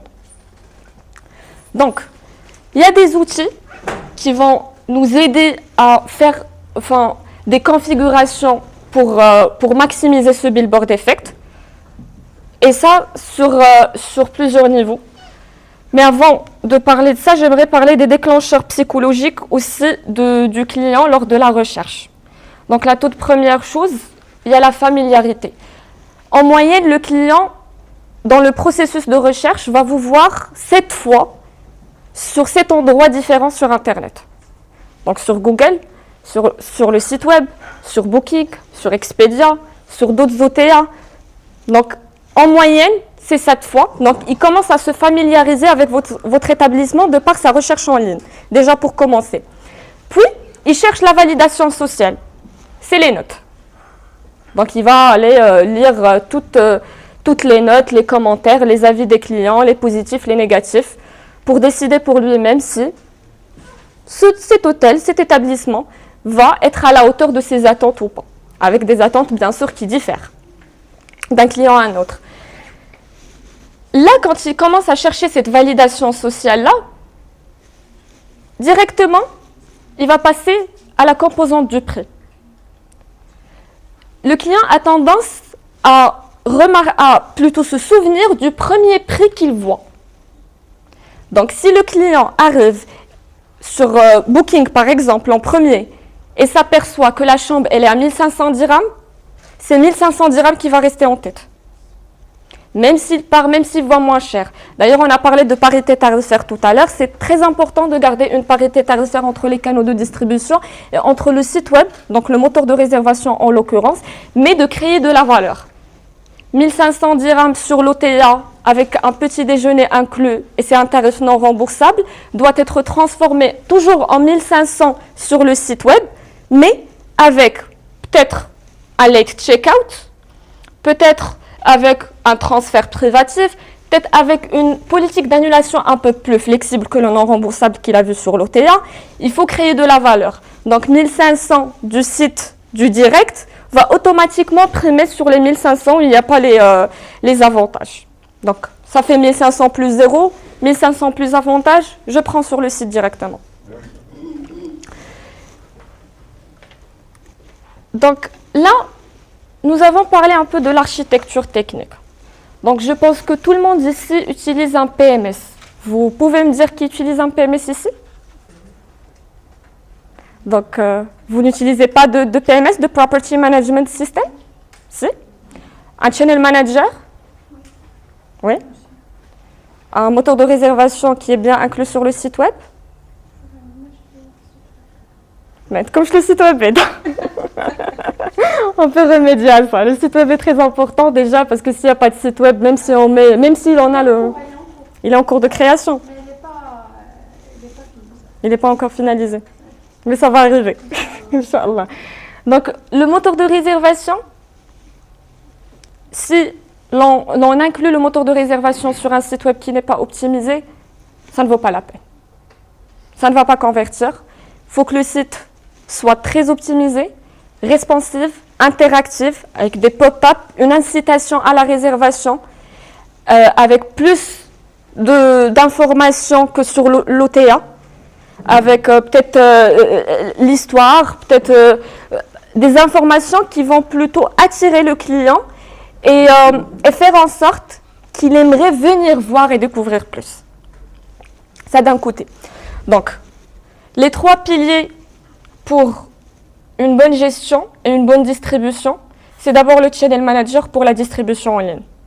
Donc, il faut être visible partout. Il faut être visible partout. Booking, c'est le géant, Expedia le suit, c'est très bien. mais il faut voir les autres OTA, ne serait-ce que pour la visibilité, parce qu'il faut faire travailler les OTA en votre faveur. Ils dépensent, on a vu, des milliards dans la publicité en ligne, donc vous devez en profiter, parce que vous ne pouvez pas dépenser autant d'argent sur la publicité. Donc la promotion, laissez-la aux OTA et essayez de convertir sur votre site. Il faut accrocher le client du moment où il est sur le site web. Et le channel manager, ça joue en quoi? Donc, déjà la parité tarifaire, il faut avoir les mêmes tarifs partout. Vraiment les mêmes tarifs partout. Là où on peut créer plutôt de la valeur, c'est tout ce qu'on peut ajouter en extra et tout ce qu'on peut upsell. Donc tout ce qui est service annexe à l'hébergement. Donc deuxième chose, il y a l'OBE. Un bon OBE, il faut passer la réservation en 3 clics. Date, réserver, payer. Ça c'est un bon moteur de réservation. Puis par la suite, il y aura des clients qui vont s'aventurer, vouloir aller voir les offres, les promotions, si vous avez des packages, etc. Et c'est toujours bien. Mais il faut qu'une fois le client décidé, qu'il puisse réserver et faire son paiement. La composante du paiement sur le site web est très importante. Parce que si le client finit avec un formulaire, ça ne sert vraiment à rien. Vous allez recevoir le formulaire, le rappeler, encore une fois, négocier le prix. Il a vu plusieurs prix déjà auparavant sur Internet. Donc, il va falloir un peu optimiser ce processus de réservation sur le moteur de réservation. Et puis, le PMS, ou ce que j'aime appeler la mine d'or de la data, des données. Sur le PMS, vous avez vos réservations, vous avez votre base de données client. Et la base de données client, elle est tellement importante, il faut vraiment être très à jour, très à cheval par rapport à la base de données client, par rapport surtout aux éléments de contact. Numéro de téléphone, adresse email. Ça vous sert à communiquer, à fidéliser, à être présent pour le client quand il est in-house. La base de données client, c'est très important. Créer des campagnes emailing par la suite, une fois que vous avez des packages saisonniers, etc. Donc, il faut faire ça. Deuxième chose pour le PMS, c'est le reporting. Donc, on va voir ça par la suite sur les KPI à piloter. Donc, il faut être à jour aussi au niveau des réservations, des prix des réservations, de mes check-in, de mes check-out, de mes clôtures de journée. Il faut tout avoir sur le PMS. Comme ça, quand j'ai envie ou quand je dois plutôt extraire un rapport et étudier mon état de vente, de réservation, etc., j'ai toutes mes données qui sont déjà mises à jour. Et puis, la gestion de la relation client. Maintenant, sur le PMS, on a parlé de campagne emailing et ça, c'est très important. Il faut que le client reçoive son email de bienvenue, de pre-arrival. Donc, sur le pre-arrival email, ça va être principalement quelques informations inédites par rapport à la propriété, quelque chose qu'il n'a pas encore vu sur le site web. Encore une fois, de l'upselling. Donc, si on est un hôtel, nous avons un riad, un spa, etc., je propose ça. Je propose aux clients les activités qu'on a, je propose les services annexes que nous avons. Et puis, le post-stay, pour le remercier de son séjour. Et, enfin, avant le post-stay, nous avons l'email de bienvenue, le jour du check-in. Et puis après, le post-stay avec, excusez-moi, avec, voilà, un remerciement de son séjour, peut-être le feedback, s'il a des remarques, etc., etc. Et c'est là où on peut lui demander, en l'occurrence, de mettre un petit avis sur l'OTA ou un petit avis sur Google, ce qui est encore plus bénéfique. Donc voilà, il faut toujours avoir le réflexe de demander le commentaire sur Google My Business, sur la fiche Google, pas juste sur l'OTA parce qu'on voit ça tout le temps. S'il vous plaît, mettez-nous un commentaire sur Booking. C'est bien, c'est intéressant, mais Google l'est tout autant. Pour le Channel Manager, il y a des configurations qui sont intéressantes à prendre en considération. Pour les connexions, donc si j'utilise un Channel Manager, le but c'est de synchroniser toute la disponibilité avec et gérer les tarifs, gérer les restrictions. Donc toute la distribution en ligne, je la gère depuis le Channel Manager. Le but étant d'être visible sur le maximum de canaux possibles. Donc Booking, Expedia seul, c'est pas suffisant. On ajoute autant de canaux de distribution qu'on veut, mais il faut choisir aussi ces canaux de distribution. Faut pas juste choisir n'importe quel canal et le connecter juste parce que voilà, j'ai un confrère qui a connecté à Gouda, Hotel Bez, demain moi aussi j'ai envie de connecter Hotel Bez. Mais par exemple, pour connecter ce canal, va falloir absolument avoir la possibilité de débiter les cartes virtuelles. Je vais voir si j'ai cette possibilité-là ou pas. Par rapport aussi aux cibles de ces canaux de distribution. Maintenant, nous avons par exemple Trip.com. Il y a plusieurs établissements ici au Maroc qui travaillent avec Trip.com, qui ont une filiale qui s'appelle C-Trip pour le marché chinois. Donc, il faut quand même essayer de viser des canaux différents pour amener de la diversité, avoir plus de chances à la réservation. Donc, les tarifs, on a parlé de parité tarifaire. Nous avons aussi ce qu'on appelle sur les connexions, les mappings. Donc, quand on utilise un channel manager pour connecter un canal au channel manager, il faut mapper les chambres A du canal aux chambres A du channel manager. Et ce mapping, il faut qu'il soit parfait. Il ne faut pas qu'il y ait des erreurs. Sinon, on va finir avec des tarifs qui ne sont pas conformes sur le moteur de réservation. Ça va nuire à la visibilité, à la réservation, au processus de réservation en entier. Donc, il faut s'assurer que les mappings sont bien, que ma disponibilité est correcte pour éviter tout risque de surbooking ou tout risque de non-visibilité. Parce que si j'ai un système qui glitch au moment où une réservation est annulée, la disponibilité n'est pas ouverte, ça me fait une perte sur cette réservation-là. Donc, il faut être à jour par rapport à la disponibilité sur ces canaux de distribution également. Donc là, on parlait tout à l'heure de création de valeur sur le moteur de réservation. Donc, j'ai un tarif bar. Donc, c'est un plan tarifaire bar avec un autre plan tarifaire non remboursable. Je vais l'avoir sur l'OTA, je vais avoir les deux plans tarifaires par exemple. Mais par contre, sur le canal direct, je vais avoir plutôt un tarif flexible avec un package direct, avec la création de la valeur. Une fidélisation. Donc, quitte à créer un petit système de fidélisation aussi pour les clients. Peut-être au bout de 3 séjours, ils ont un coup de promotion, une réduction. Il y a beaucoup de choses à faire, beaucoup de techniques à faire du moment où le système que vous utilisez le permet. D'ailleurs, je vous invite tous à creuser les systèmes que vous utilisez parce qu'on a tendance à automatiser le travail, sachant qu'il y a bien des fonctionnalités derrière. Donc, on pose la question à nos chargés de compte, par exemple, de chaque système, voir s'il y a des nouveautés, voir comment on peut appliquer certains changements qu'on ne faisait pas avant. Donc, ça aide un peu à optimiser le travail et à utiliser le système de gestion que vous avez, que ce soit le Channel Manager, le PMS, d'une manière optimale.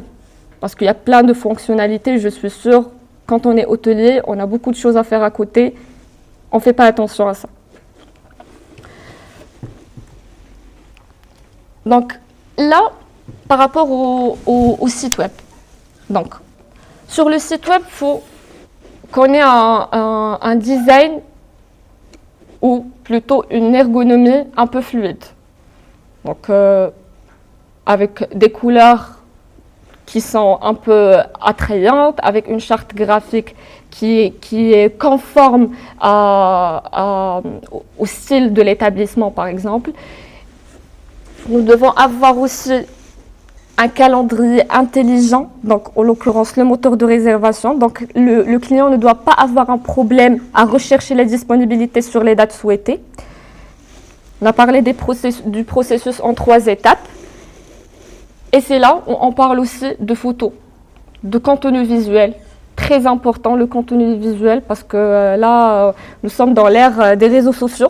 Donc, on est tout le temps en train de scroller, de voir des vidéos, des photos, etc.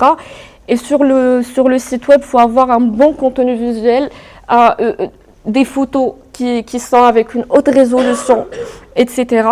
Une méthode de paiement sécurisée qui aspire confiance au client. pas de formulaire à la fin, pas de... si on retrouve un formulaire, dans la majorité du temps, même si vous appelez le client, vous lui dites « alors vous avez fait une demande de réservation sur le site web », ça ne se convertit pas tout le temps. Ça se convertit une fois sur 3. Et puis, les avantages. Donc, on doit vraiment mettre les avantages. À chaque fois, nous avons des packages ou des offres un peu exclusives, inédites. On met ça en avant sur le site web. Là, pour la conversion des clients sur la partie PMS. Donc, on a parlé d'éléments de contact. Ça, c'est important. Il faut toujours avoir les éléments de contact. On a parlé d'automatisation des emails. Même, on a parlé de pre-arrival, de l'email de bienvenue et du post-stay, mais il pourra y avoir d'autres, ça va dépendre. Par exemple, si j'ai un client qui vient dans 1 an, ça arrive avec les étrangers, ils sont quand même des fois très à jour par rapport à la planification. Donc, si j'ai un client qui arrive dans 1 an, je ne peux pas lui envoyer un seul email de pre-arrival. Il va falloir lui envoyer 2 ou 3 espacés sur la durée, étendus sur la durée. Nous avons, pour le reporting sur le PMS, il faut que l'historique y ait. Il faut qu'on soit à jour sur la saisie des données, sur la facturation, sur tout ça. Sur les annulations, donc déclarer les annulations, les no-shows, etc. pour qu'on puisse avoir un reporting clair par la suite. Et c'est là où on doit segmenter le pick-up ou la source de chaque réservation. Donc, j'ai les réservations de Booking, de Expedia, de chaque OTA. Puis, j'ai les réservations directes site web pour mesurer le billboard. J'ai les réservations par téléphone parce qu'il y a des clients. Le billboard marche aussi quand le client retrouve l'hôtel et il peut appeler l'hôtel directement au lieu d'aller sur le site web. Donc, ça aussi, c'est une donnée importante à souligner et à garder. Donc, les segmentations qu'on peut faire de ces sources des clients, donc, on peut mettre client OTA et sur client OTA segmenter encore plus pour Booking, Expedia et chaque canal de côté. Client direct. Ces clients directs, ça peut être par téléphone, par email ou sur le site web directement. Et les clients récurrents et convertis. Parce qu'on a parlé de processus aussi de fidélisation. Du moment où le client arrive, je dois l'immerger un peu dans l'expérience de l'établissement. Donc, il faut créer le lien physique, personnel avec le client. Il faut qu'il y ait un certain contact chaleureux avec le client. Maintenant, ça va dépendre, ils ne sont pas tous sympas, mais ça va vraiment dépendre. Et c'est là où l'on arrive à savoir potentiellement si le client va revenir ou pas. C'est à ce moment-là. Donc là, on va parler de Google Ads, mais avant, pour récapituler, le processus de configuration en interne, c'est Channel Manager pour la distribution en ligne, la parité tarifaire, un mapping parfait. Donc, le Channel Manager, il est relié automatiquement au moteur de réservation, donc au site web. Un site web responsive, interactif, réservation en 3 clics, méthode de paiement fiable, j'ai un client converti. Tout ça, par la suite, finit sur le PMS, où l'on peut mesurer par la suite tout ce qui est conversion client, le pick-up, d'où est-ce que j'ai le plus de réservations, qu'est-ce que je peux améliorer au fur et à mesure du temps. Et c'est ça, donc pour le process. Maintenant, pour Google Hotel Ads. On a beaucoup parlé de Google Ads. On entend beaucoup Google Hotel Ads ces derniers temps. Pourquoi c'est important? Parce que c'est la première source de recherche du client.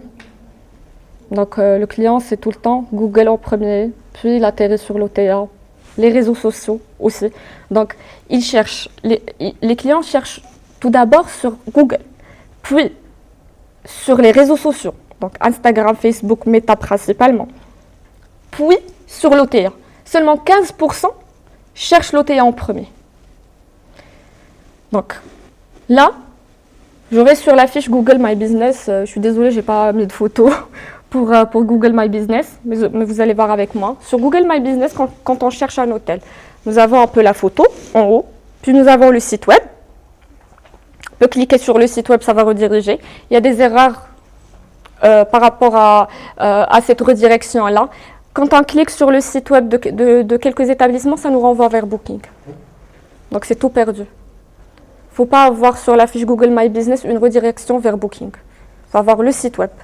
D'ailleurs, il y a même des clients qui ont sur le site web une redirection vers Booking sur leur site web. Au lieu d'aller au moteur de réservation, ça redirige vers WhatsApp, vers Booking, etc.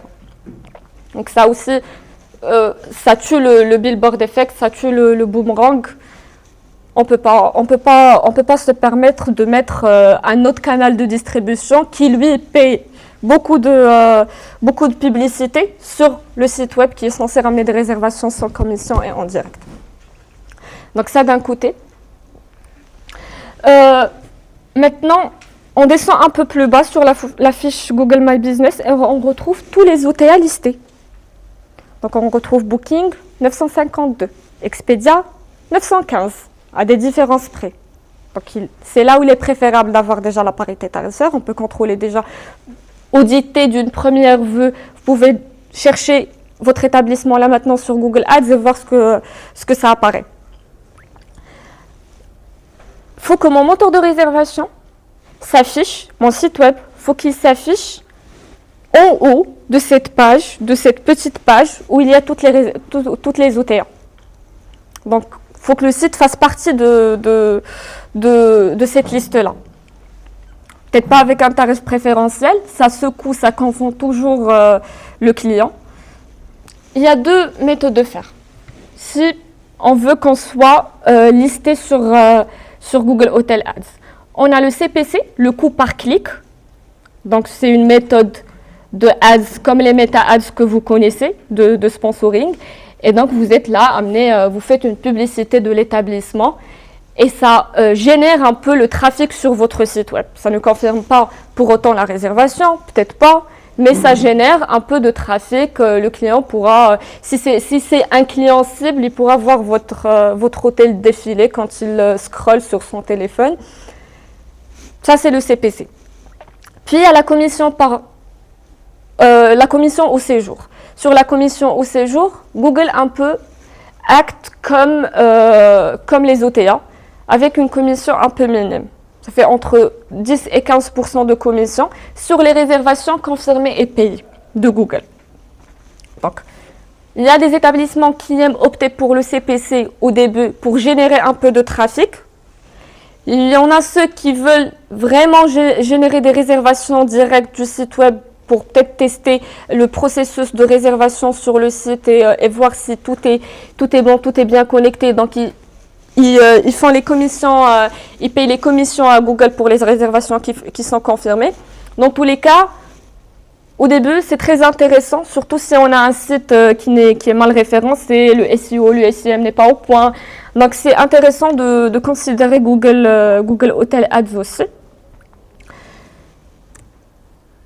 Là, ça, c'est les leviers indispensables, les 4 leviers indispensables pour maximiser le billboard effect. Donc, faut la vitesse mobile, il faut que le site ne soit pas lent. Si le client n'arrive pas à passer d'une page à une autre dans l'espace de 3 secondes, il n'a plus la patience. Il va sortir et il va revenir chez Booking, dans la majorité du temps. La parité tarifaire avec la valeur ajoutée. La landing page ou le design du site web qui est bien optimisé. Et puis, la valeur ajoutée donc, que j'ai rattachée à la parité tarifaire. Alors là, nous avons les KPI.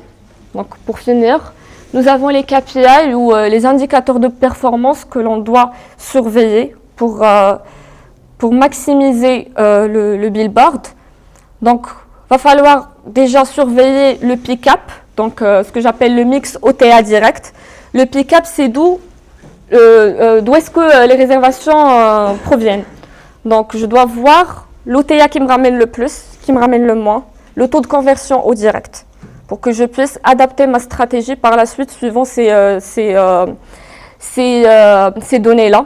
Donc de préférence d'une manière hebdomadaire, surveiller le mix OTA, surveiller l'ADR, donc l'Average Daily Rate ou le tarif moyen de la nuitée, parce que le but étant de réduire la dépendance aux canaux de distribution et aussi d'augmenter l'ADR petit à petit. Le taux d'occupation, la conversion du site, donc faut surveiller la conversion du site. Et quand je dis la conversion du site, si nous avons la possibilité de mesurer combien de visiteurs nous avons et combien sur ces visiteurs-là sont convertis en réservation confirmée et payée. Et puis le taux d'annulation par canal. Est-ce que j'ai le plus de taux d'annulation chez Booking, chez Expedia, chez Airbnb ou moi en direct? Et pourquoi? Pour remédier aussi à ça. Là, c'est plutôt des indicateurs long terme. C'est le LTV, Lifetime Value du client. Donc ce client, quand il est sur place et j'arrive à le fidéliser, encore une fois, le taux de revient ou plutôt le taux de retour. Est-ce qu'il va revenir? Est-ce qu'il va maximiser, plutôt pas maximiser, mais est-ce qu'il va m'aider au niveau du bouche à oreille? Est-ce qu'il va conseiller mon établissement aussi? Donc, ça c'est lifetime value, le taux de retour client. Le délai de réservation, donc est-ce qu'il revient, est-ce que c'est un client récurrent, est-ce que c'est un client qui va venir une fois par an, est-ce que c'est une fois toutes les 2 mois, est-ce que c'est un client d'affaires? Donc ça aussi on doit surveiller. Le coût d'acquisition par canal, et là on parle de commission. Pour le coût d'acquisition par canal, il faut prendre conscience que l'on peut en fait négocier avec les OTA. Oui, c'est des géants. Oui, ils imposent leur commission. Mais il faut vraiment lire les contrats. Est-ce que vous lisez vos contrats avec les OTA? Votre contrat avec Booking, vous l'avez jamais lu? Jamais. À part la partie commission. Jamais. Faut lire ça. Faut lire ça et faut faire la prise de contact avec ces OTA-là. Faut pas juste être là, nous sommes listés et c'est bon. Faut surveiller les commissions, faut surveiller les promotions. On a parlé tout à l'heure de Genius et de Mobile Rate, de Geo Rate, de Last Minute. Il y a vraiment plusieurs promotions qui s'appliquent en plus de